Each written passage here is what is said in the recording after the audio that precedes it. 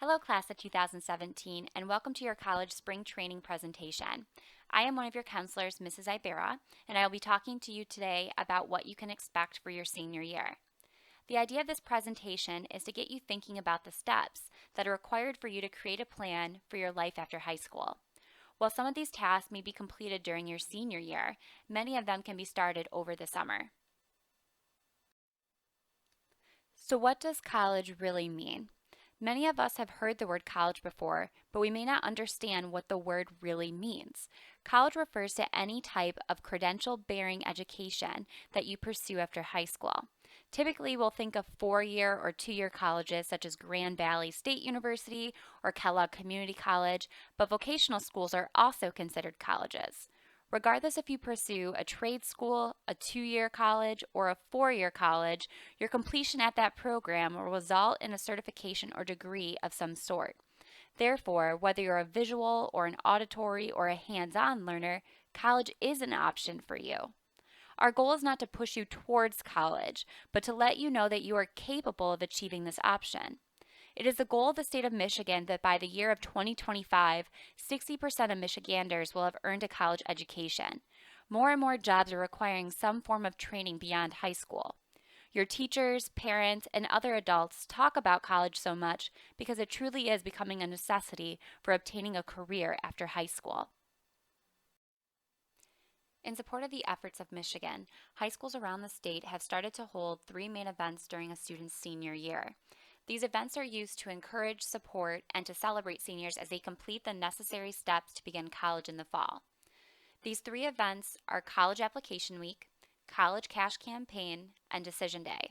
It is important to know that this is not just a goal that Michigan has. Increasing the number of college graduates is a national goal, so many states take on these events in a similar way. The goal of College Application Week is for all seniors to complete at least one college application.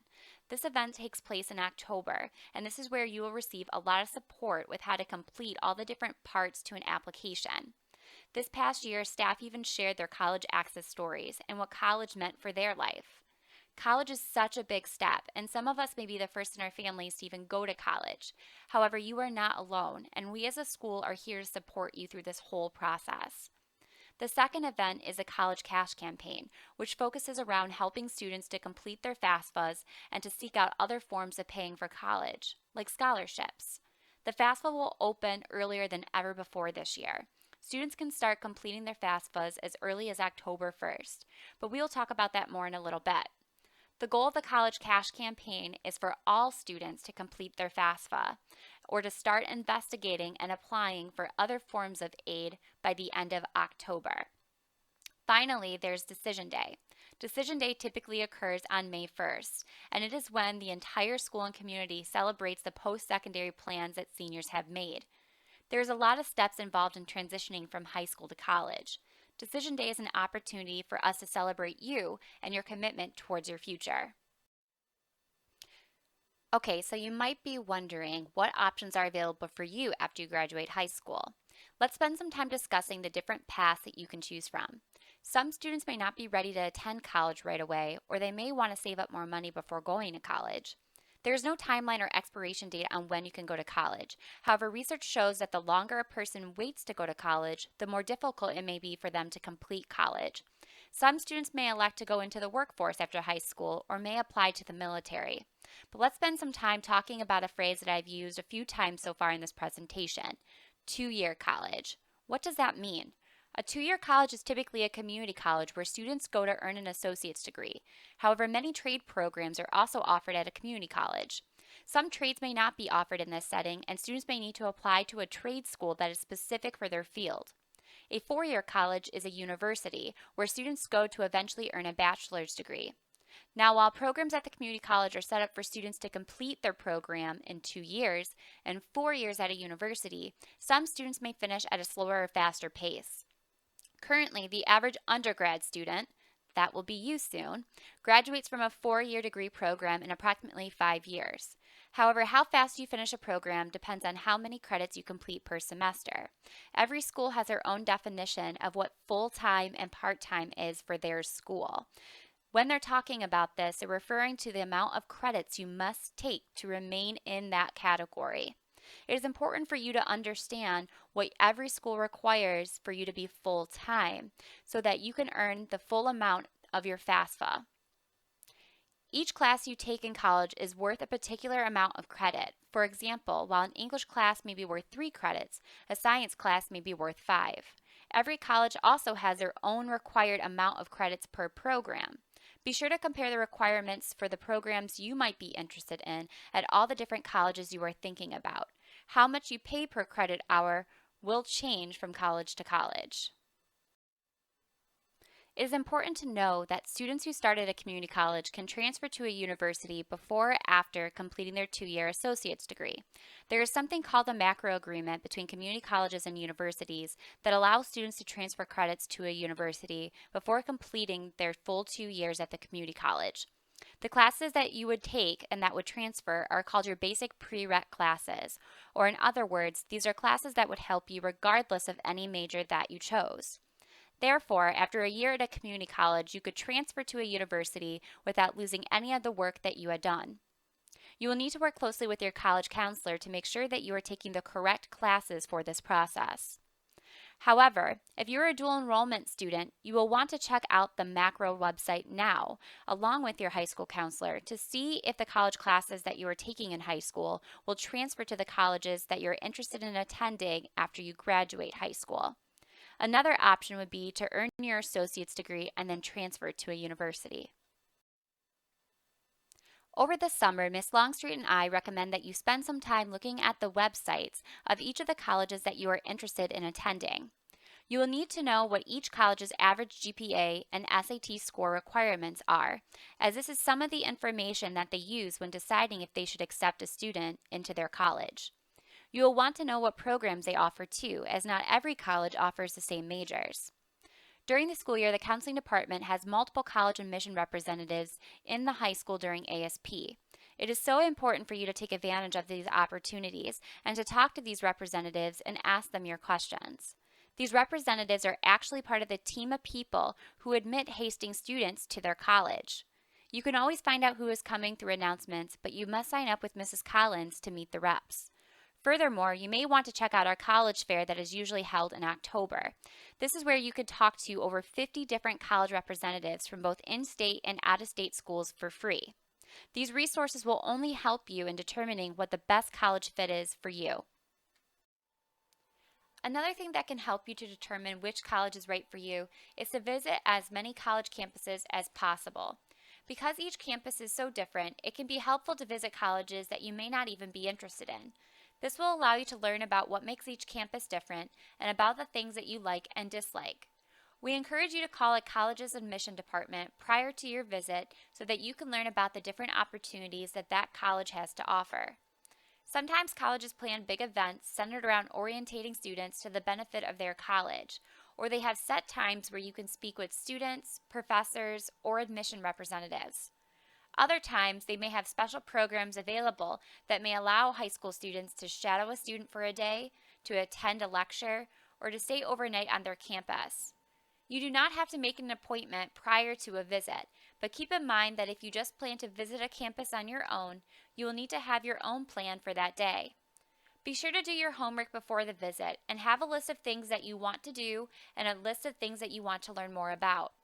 Also, fill out any information cards that are available so that the college will know that you are interested in their school and how to contact you. When applying to college, you want to give yourself a variety of options. You get to choose where to apply, but colleges also get to decide who to admit. We suggest that you apply to 3 different types of schools. A safety school is a college where you exceed their admission criteria and you are fairly certain that you will be admitted. A match school is a college where you meet most of the requirements listed, but you may be missing a few things like leadership skills in a club. A reach school is a college that you have a chance at getting into, but your academic credentials may fall on the lower end of what they are looking for. Colleges can choose to accept, deny, or waitlist you.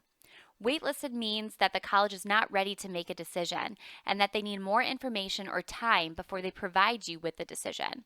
It is important for you to know that not every college has the same deadline. You must be aware of what the deadlines are for the colleges that you are interested in.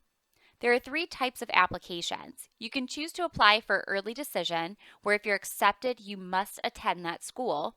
Early action, where you can get an answer sooner, but you're not obligated to attend that school. Or you can complete a college's general application. All applications are completed on a school's website, but some schools may redirect you to a site called the Common Application. This is a tool that some colleges use for students to complete their college applications. Sometimes, one college application can be used to apply to a variety of different colleges.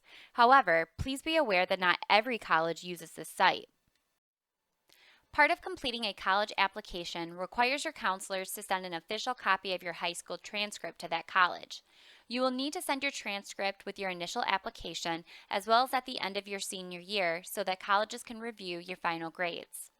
Your counselors will only know that you need a transcript sent if you request this service through a website called Parchment. At any time, you can create an account at parchment.com.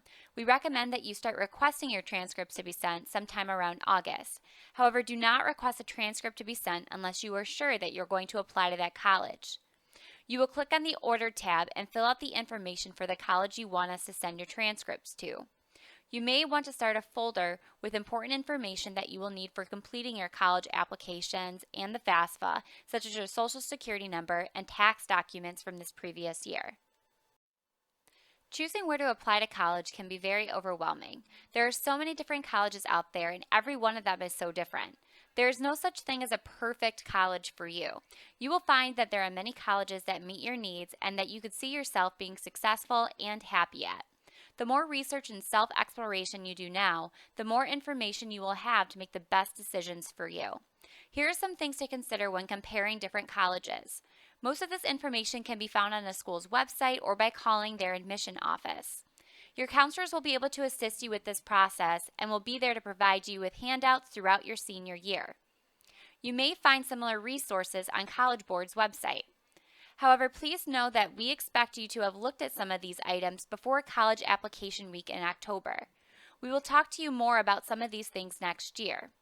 A lot of colleges may look exciting to you right now, but college is not a short-term decision. Be sure you are making decisions considering your mindset and your needs 3 or 4 years out from now. When completing your college applications, be sure to pay attention to the details. These are some of the common mistakes that students make when completing their college applications. If the colleges that you are applying to require an essay, be sure you are editing your documents to reflect the proper school's name. We encourage you all to create an email that is separate from your high school email. Although most colleges will provide you with an email once you have been accepted to their school, we want to make sure that you are getting information over the summer once you have graduated from high school. Your high school email may not be available or reliable once you graduate.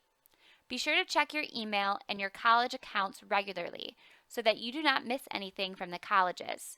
Sometimes there are errors where part of your application is incomplete because maybe a transcript was not sent on time, or there is a computer glitch, or you forgot to fill out a question. A college can deny you if you have an incomplete application. Do not let this happen to you. Over the course of your senior year, you will hear the word FAFSA used a lot. FAFSA stands for the Free Application for Federal Student Aid, and it is an online application that you complete to get money from the federal government for college. The application will require your parents and your tax information. You and your parent will both need to create an FSA ID on the website before you can complete your actual FAFSA.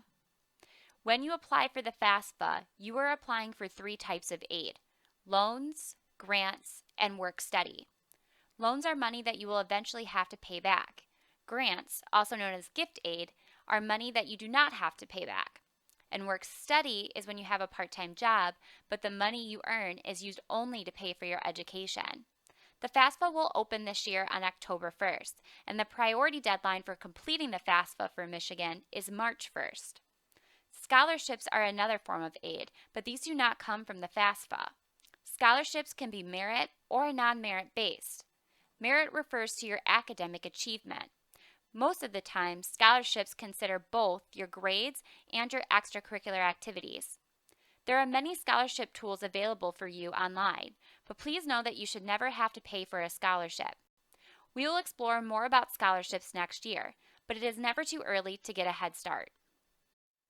While the FAFSA is based on how much money you and your parents made last year, scholarships are based on a completely different set of factors.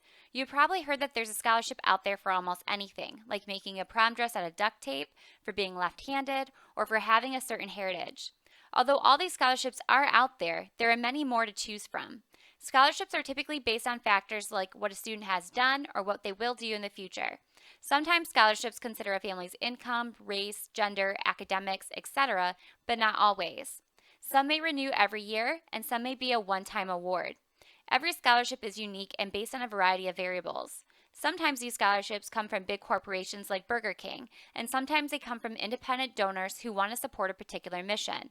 An example of this would be Ashley's Dream, which aims to spread awareness about the dangers of drinking and driving. Other scholarships may come from a college and they may or may not have academic requirements attached to them, like holding a certain GPA, having a certain major, or taking a certain amount of credit hours per semester. During your senior year, the counseling department will make sure that you are aware of the variety of scholarship opportunities that are out there, like the Berry Community Foundation and the local scholarship packet. Students can always check out the scholarship drawer located by Mrs. Collins' desk. Be careful to avoid scholarship scams. Scholarships should never guarantee an award just for applying. They are always free, and they do not require personal information from you like your social security number. So now we're going to review how all this information fits into your senior year. Prior to returning to school in August, you will want to make sure you've created a Parchment and a College Board account. You will also want to have had your parents and you create an FSA ID for your FAFSA. Additionally, you will want to have done some research on the different colleges, created a list of colleges to apply to, and be aware of all of those colleges' application deadlines.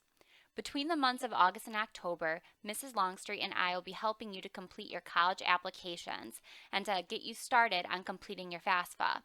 Seniors and their parents can also expect to have a one-on-one meeting with a counselor to discuss their students' individual post-secondary plans. During the months of November and December, seniors should be finishing their college applications and transitioning their focus to finding sources for paying for college. Seniors who apply to colleges in the months of August and September may also start to receive their college acceptance letters.